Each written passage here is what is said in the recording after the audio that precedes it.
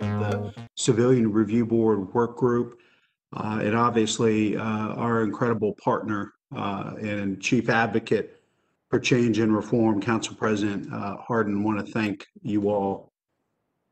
Together, we've endured what has been an incredibly challenging year.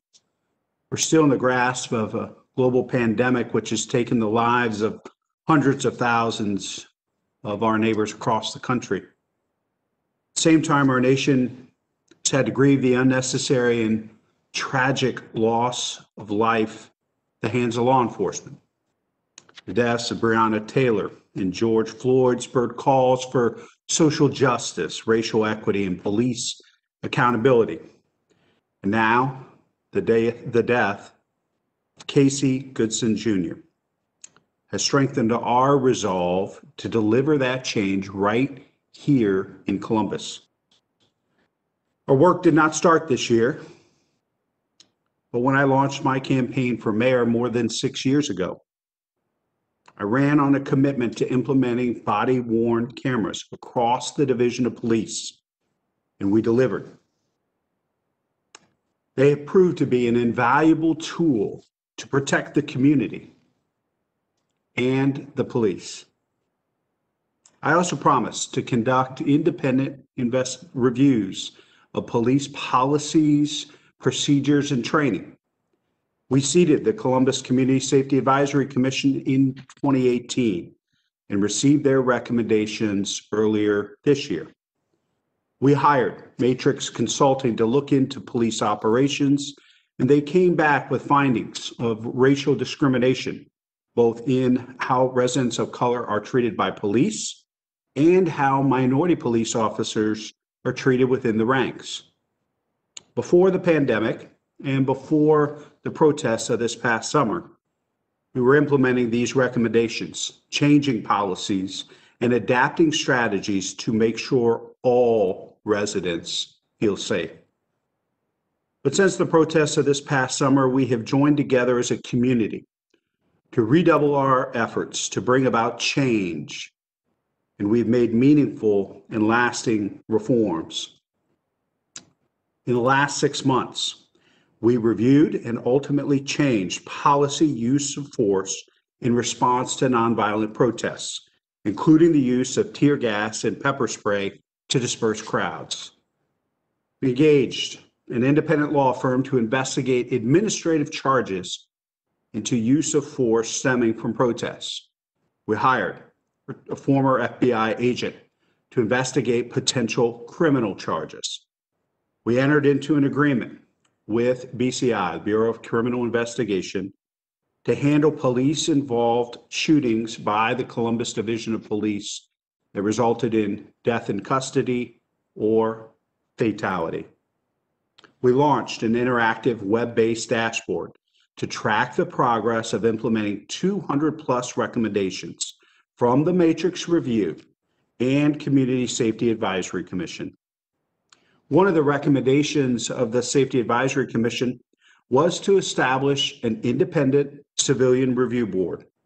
We set up a work group to review best practices of civilian oversight in other cities and establish a framework for a civilian review board here in Columbus.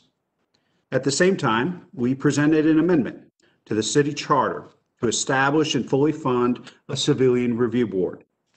Columbus City Council approved the amendment and it was put on the November ballot. And as you all know, the community spoke loudly and clearly for their support of a charter amendment establishing a civilian review board within the role of an inspector general with subpoena power. Today, I received the final report from the Civilian Review Board Working Group, and I'm happy to release their recommendations, which include a 9-member Civilian Review Board with staggered 3-year terms. Members will be appointed by me in consultation with Columbus City Council.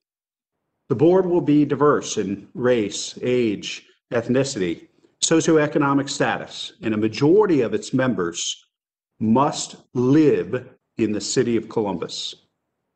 The board will receive training and support in important subject matters like de-escalation, implicit bias, constitutional law, and other valuable topics at the beginning of their terms and throughout their years of service.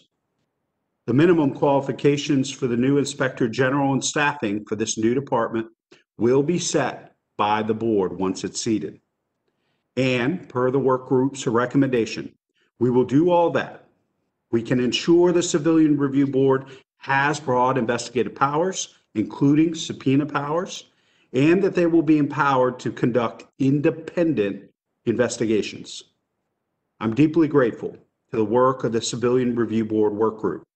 They worked deliberately and diligently to reach consensus, set aside differences, and produce recommendations that will guide our efforts to deliver the civilian oversight that our community is demanding. In a few minutes, I'll talk about our next steps. But first, I'd like to give Council President Shannon Harden, who's been my incredible partner in all of this reform work as part of the larger equity agenda, a chance to share a few words and a couple of folks who were involved with the work group to weigh in as well. President Harden? Thank you, Mayor. You're right, this has been a challenging year for everyone. Yet the work has been done. So I too want to join you in thanking the Civilian Review Working Group for helping to put together the recommendations for council and the mayor to push forward. This year, the centuries of systemic racism plaguing our country became clear to many. We are struggling with our own demons here in Columbus as we work to address the barriers that have held down many Black and Brown families for far too long. From the disproportionate COVID impacts to police shootings, Black and Brown families have been under unique pressure this year. The author James Baldwin once said, "Not everything that is faced can be changed, but nothing can be changed until it is faced." Our city is facing notable challenges when it comes to trust between police and community.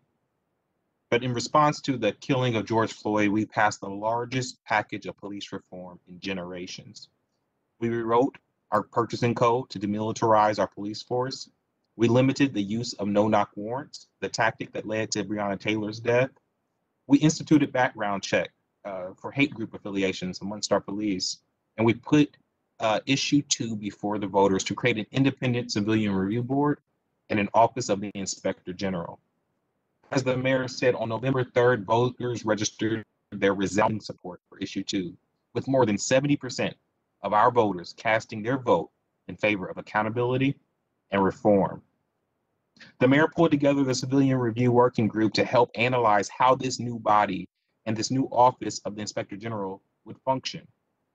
We've taken bold steps, but this is still just the beginning. Right now, Columbus City Council is in the middle of our budget process where we will continue to push reform and reimagining public safety. We held a hearing last week on the mayor's proposed 2021 budget, which includes $1 million for the Civilian Review Board and the Office of the Inspector General. With the Civilian Review Working Group's recommendations in hand now, Council will hold additional hearings at the start of the new year. Rebuilding trust and improving accountability in the Division of Police is a critical component to reimagining safety here in Columbus. Council appreciates the Civilian Review Working Group for providing recommendations on the important structural questions of how this review board should operate. We will engage in a deliberative process to review these recommendations and pass the appropriate legislation that will allow us to stand up that Civilian Review Board in 2021. Council will also need to allocate the dollars necessary to ensure the first year of the Civilian Review Board and the Office of the Inspector General are a success. We will continue to have more hearings in January to dive deeper into the 3 pillars of reimagining public safety. They are establishing an alternative crisis response model, investing in violence prevention, and investing in a more accountable division of police to build trust within the community. Recognizing that reform is a marathon and not a sprint, we will continue to push forward with these practical measures to rebuild trust and improve safety in our city. At this point, I'd like to introduce Mo Wright, President and CEO of Rhema, to discuss the working group's process. Mo? Thank you, Councilman Harden, and certainly to our mayor for his leadership around this issue. For us at Rhema, this was important work that we were so excited to be engaged in. The work of the Civilian Review Board actually preceded the passage of the Charter Amendment. For many months, since August of this year, members of this work group have been engaged in deliberative conversations about what does the work group need to look like? What kinds of qualifications need to be a part of sitting on the CRB? And then what kinds of broad investigative and other roles might this group need to play in order to make sure there's accountability in our policing that our residents are demanding. The group was diverse and representative across our community. We've met 7 times between the period of August and December, and we bring forward today the recommendations of this group. But it was just not good thinking of a group of committed residents. We coupled that with policy experts from around the nation, research into what other civilian review boards were doing in other cities, and we talked to practitioners, those who were doing the work in other cities about lessons learned, about potential pitfalls, about how to ensure that there's really accountability in the work that we wanted to bring forward. The group has been extremely thoughtful in this process with some spirited debate and a lot of diverse perspectives, and we have codified the recommendations that are coming forward from the group today. During the course of those deliberations, many of the folks expressed concerns about the accountability measures, and so we tried to bring forth recommendations that have teeth, that are bold, that are thoughtful, and that are thorough. As I close, these recommendations matter. They matter to our neighbors, they matter to the citizens of Columbus, and they certainly matter to residents who look like me. And so I, on behalf of my team at Rhema, have been excited to be a part of this work and look forward to the heavy lifting of bringing these recommendations to fruition in our city. That said, I wanted to introduce Erin Sink, who was a member of the Civilian Review Board work group, for her comments as well.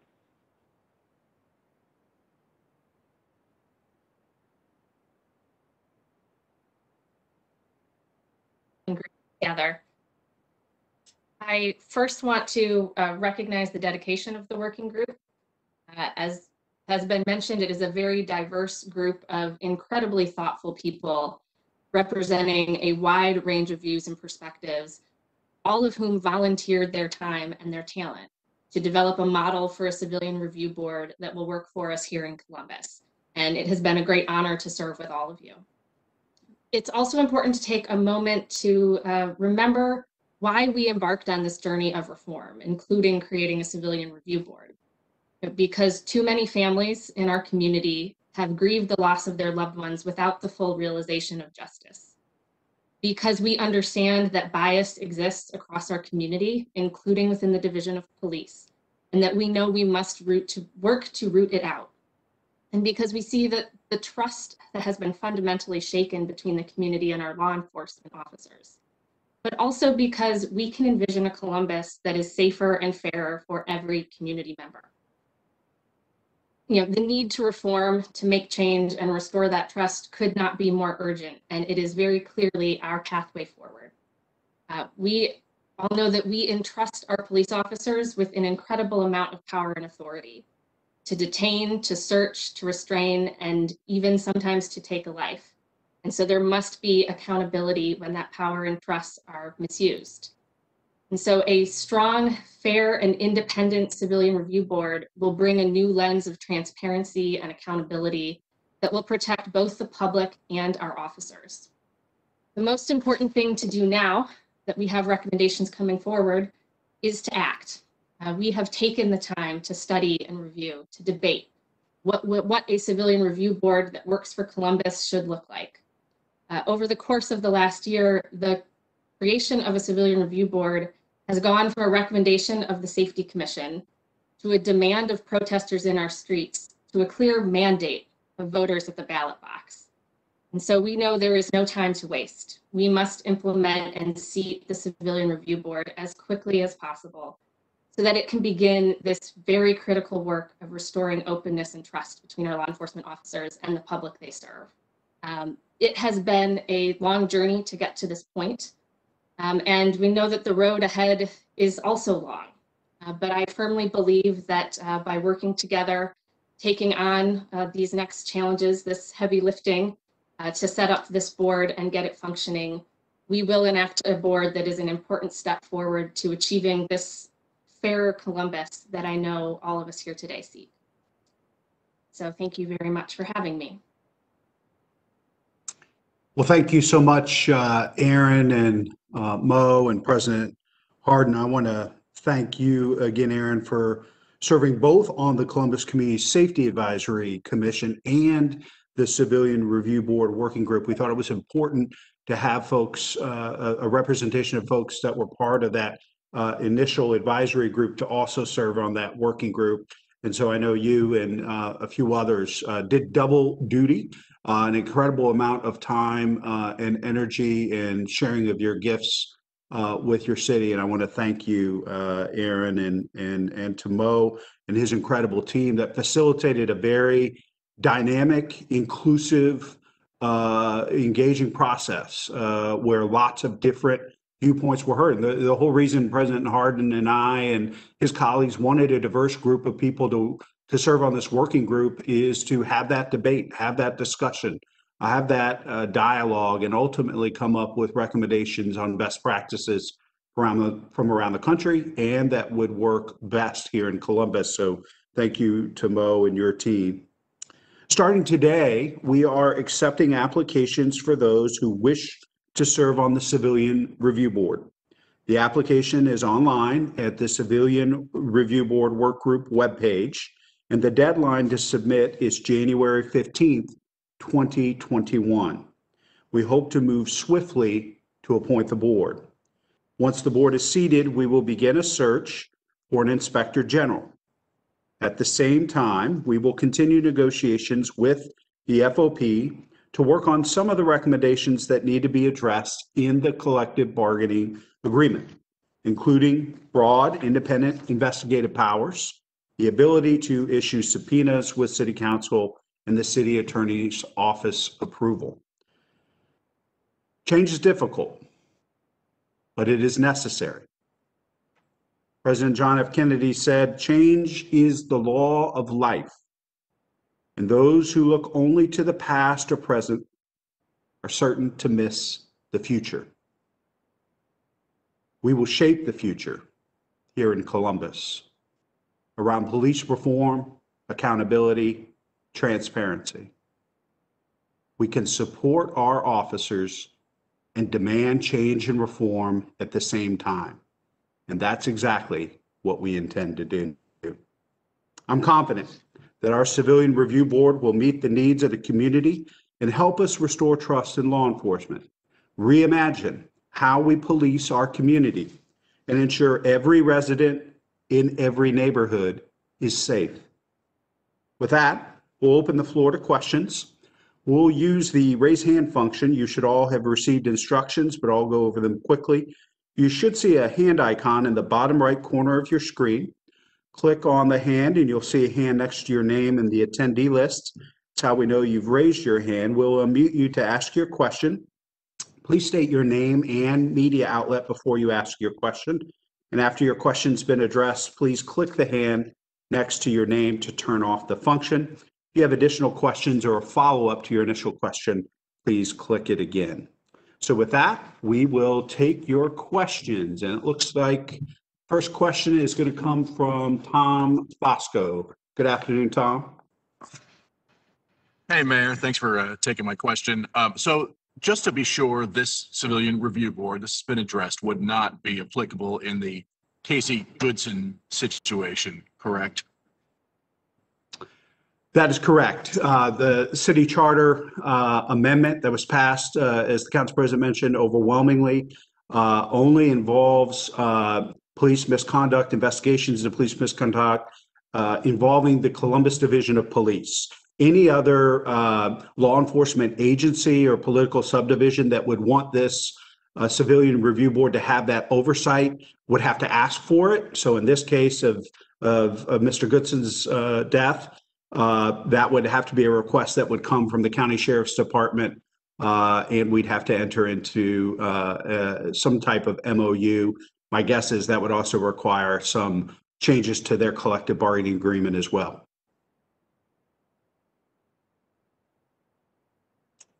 think our next question, unless you have a follow-up, Tom, is from Eric Halpern. Hey, Mayor, thanks for doing this afternoon. I know you said the applications open up today to apply for the Civilian Review Board and that you'll be appointing members. How is that process going to work? Who's going to be going over these applications to make the decision along with you on who serves on the board? Well, obviously, we'll be looking at a variety of things, and if you take a look at the recommendations put out by the Civilian Review Board Working Group, there are many things that Erin and her colleagues want us to take into consideration, and wanted to make sure that we didn't exclude certain members of the community for any particular reason either. And so it's very important to make sure that the overwhelming majority of these folks live in the city of Columbus. And, we're looking for a very diverse group of people with diverse skill sets and a commitment to roll up their sleeves. There's going to be a significant amount of work involved with serving on the Civilian Review Board. But ultimately, Eric, I'll be working with city council members as we review applications, and I'll make recommendations, and ultimately it will require council action as well. I think our next question is from Ray Miller. Yeah, Mayor, I want to commend you on the work that's being done and also the consulting team.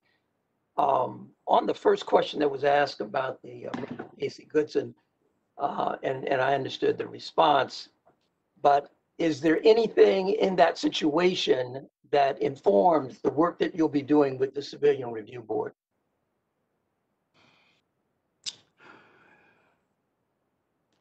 I don't know if we all know enough about what happened and where that investigation will ultimately lead to see how that may impact how this board and the Inspector General go about doing their work.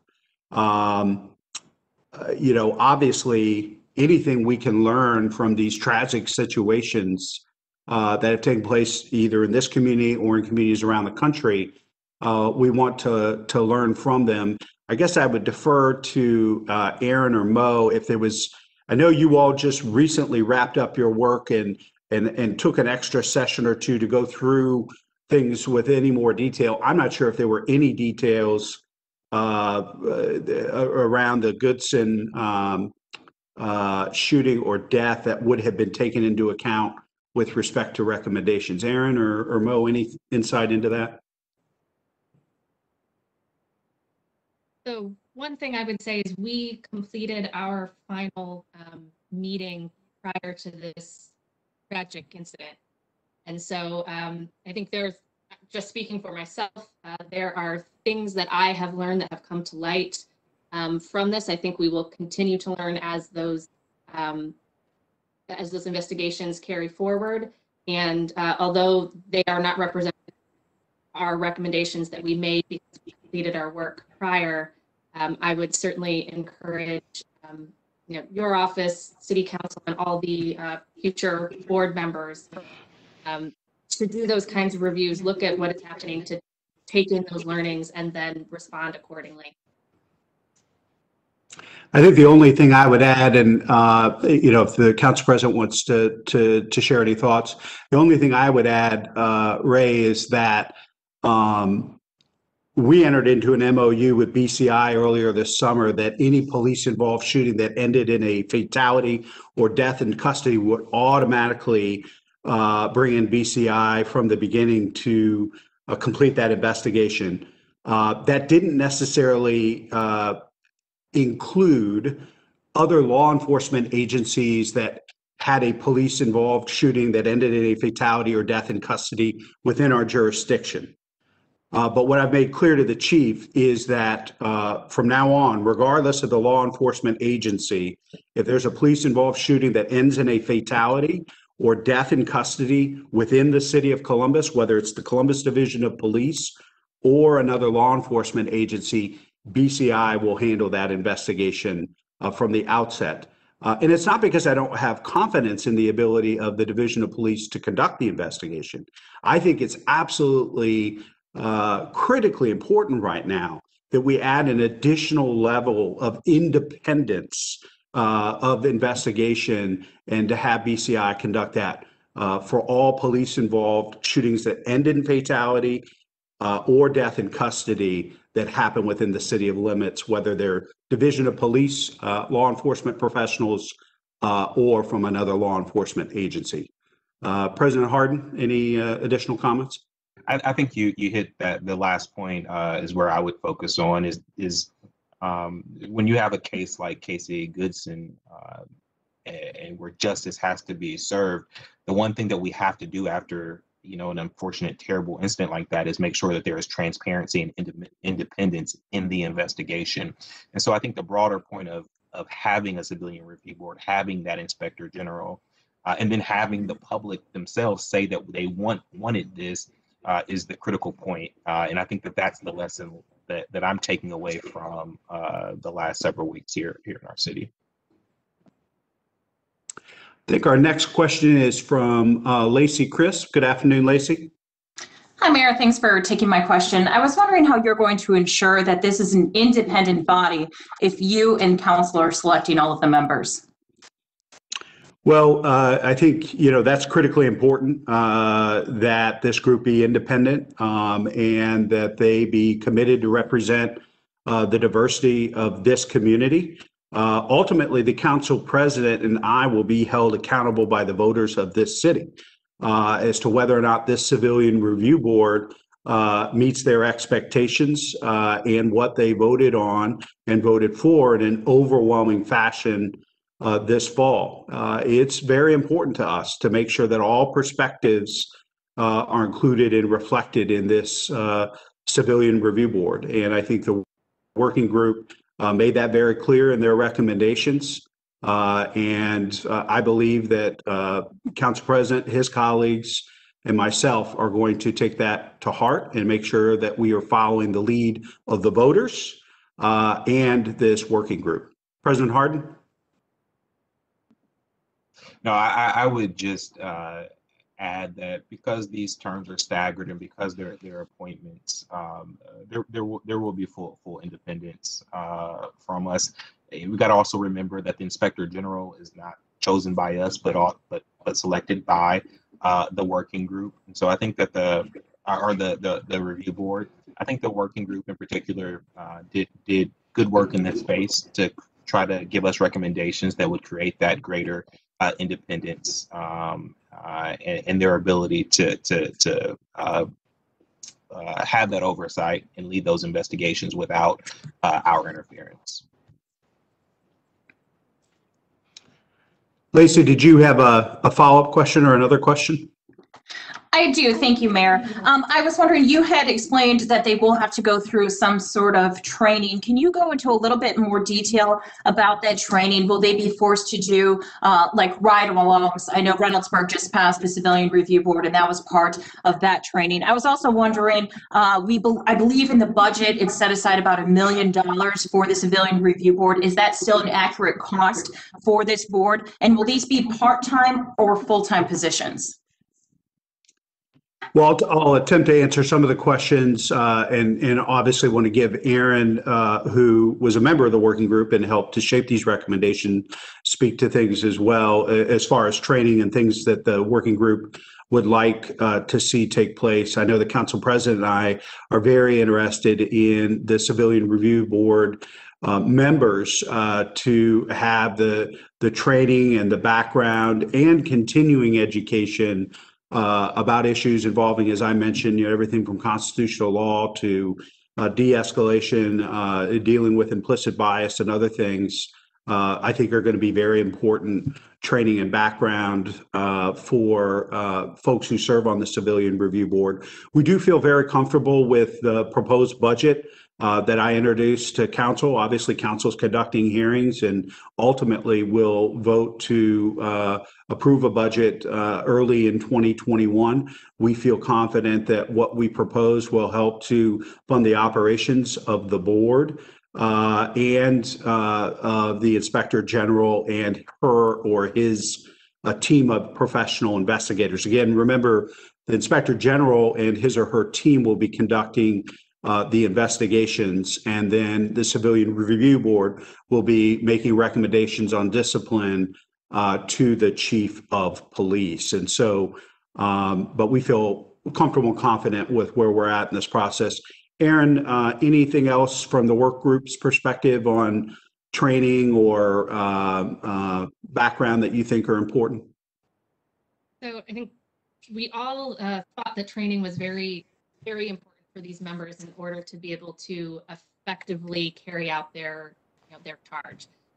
There is a lot of there's a lot of technicality. There's a lot of like I said, highly technical information that needs to be understood about not just constitutional law, but department policy, and then how those policies actually out on the street, if you're really looking at policing and police action. And so I think it's very important that robust training is in place to give those board members the best opportunity for successfully carrying out their charge in a fair and independent manner. I personally would say that I think ride-alongs can be a very powerful tool in that. I know I went on a ride-along, a whole 8-hour shift at the beginning of the Safety Commission process, and that was very helpful to really understand what the job is like, what you see our officers going through every day, and to understand how the police officers in the community really interact with one another. So while we didn't prescribe specific training, we gave some examples of things that we definitely think should be considered. And I know myself, and I'm sure many others would be happy to make ourselves available as those conversations continue about what that. Yeah, I think specifically, Aaron, thank you for that. Recommendation 8, Lacey, it says the board member should receive training in police tactics, constitutional law, de-escalation, implicit bias, and other valuable topics at the beginning of their terms and throughout their years of service. So that was recommendation 8 of this report. I think you also asked a question about full-time, part-time. I think we believe that this will be none of the board members, it will not be a paid position, and that we anticipate the Inspector General and her or his team of investigators will be full-time employees, but that members of the Civilian Review Board will not be. Tom, do you have another question? I do, and I couldn't unmute myself fast enough to ask it earlier. So can you ensure to the public that this will be fair and transparent? I think a lot of people will see that the way this was handled, I'm talking about the Casey Goodson investigation, the way this was handled at the beginning with the investigation bounced around between a couple of agencies, with agencies distancing themselves from the deputy, et cetera. I mean, is this really instilling a lot of confidence in the community and the family of Casey Goodson that this investigation will be thorough, fair, and transparent? And has anyone from the city met with his family? I won't speak to President Harden. I am meeting with Casey Goodson's mother this week, and we have been in touch with the family leading up to that meeting. I can say this: I have complete confidence that this investigation will be complete, thorough, and accurate, and that we will pursue truth and justice wherever it takes us. But what was critically important for me is to have an independent set of eyes, some additional independent review and investigation. And that's why I was so happy that U.S. Attorney Dave DeVillers agreed to have the Civil Rights Division as part of the DOJ come in to do a concurrent investigation alongside CPD into any potential civil rights violations that Mr. Goodson might have faced. So I feel comfortable and confident that this investigation will be complete and thorough from the beginning. And again, it's not because the Division of Police can't complete that we don't have confidence they can complete an investigation. It's for the public's reassurance that a certain amount of independence is going to be, seen in the way the investigation is completed and done. It's to reassure the public that they can have confidence in that. And that's why I'm so glad that we have the DOJ, U.S. Attorney DeVillers doing a concurrent investigation while CPD conducts their investigation into this at the same time. President Harden? I would just add that yes, I've been talked to Ms. Payne and shared my condolences for her loss.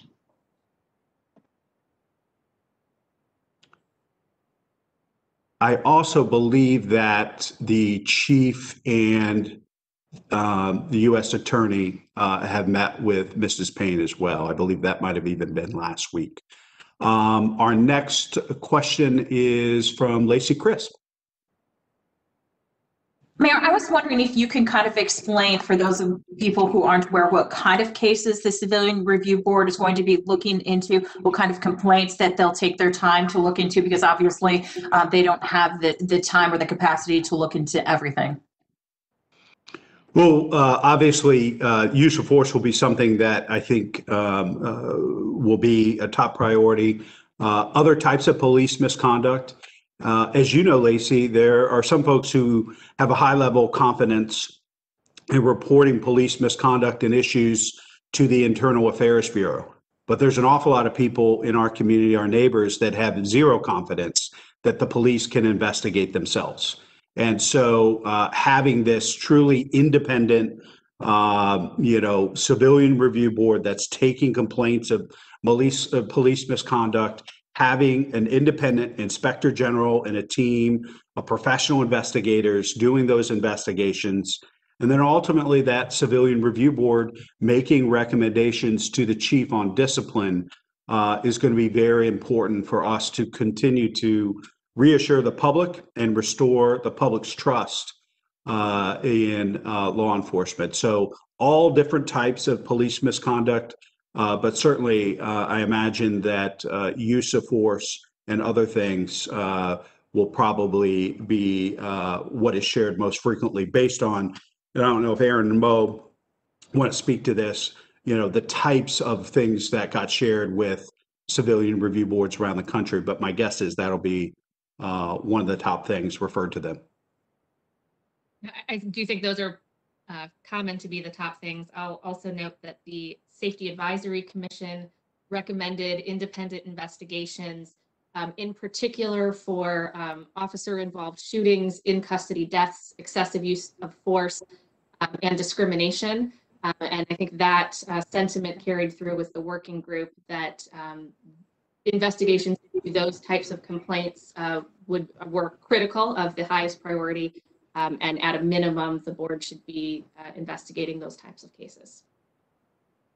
Yeah, and just to add to that, in addition, I think one of the parameters that in the recommendation speaks to the role that the board would play in actually reviewing patterns of behavior. So in addition to individual cases, one of the things the CRB would be looking into is, are we seeing consistently that our officers or the division as a whole are acting with certain practices or procedures, and how do we ensure that those are fair, and perhaps make recommendations for changes where necessary to the chief and to the public safety director. So there is a case-by-case investigative function, but there is also this broader policy recommendation piece as well that is a part of the recommendation.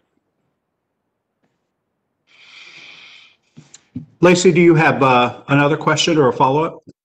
I do. Thank you, Mayor. I was wondering, so right now, any decision made by the CRB, their recommendations, how are negotiations going with the FOP to give the CRB the teeth, so to speak? Well, I feel very optimistic about negotiations with the FOP. I think ultimately what we all need to do is listen to the community. And the community spoke very loudly and clearly about their expectations around reform.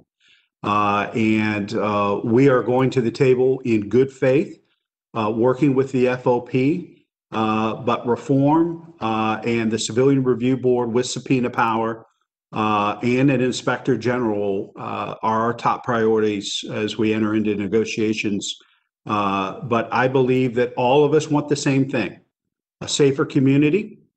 We want our officers to be safer, but we also are demanding reform and justice.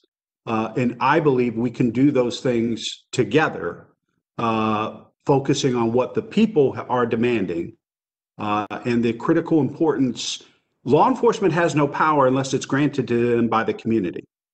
We give incredible power to law enforcement. As Aaron mentioned, nobody else on this call has the power to stop somebody, to detain them, to question them, to take their freedom, and ultimately, if necessary, their life.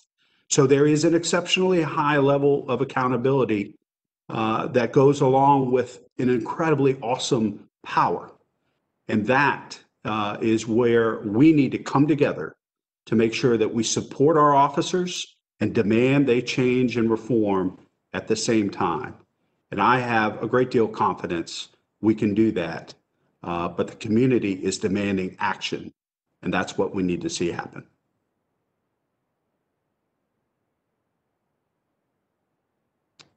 Lacey, did you have another question? Any other questions from the press? I do. One last question. Thank you, Mayor, for giving me the time to ask you these questions. Just Sure. one final clarification on who is going to have the final say on who goes onto the board, if there's any kind of disagreement between yourself and council.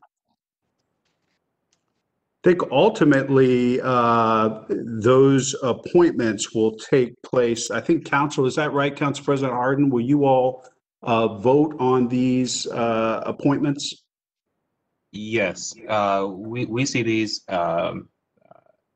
much like we see the Health Commission and others, where there are recommendations made, council deliberates and then votes on those recommendations to the board. So obviously it will force the administration and council to work together to make sure that we seat a board that reflects the priorities, recommendations, skill sets that Erin and her colleagues have made recommendations to us on, and that are consistent with the charter amendment that was approved by the voters earlier this year.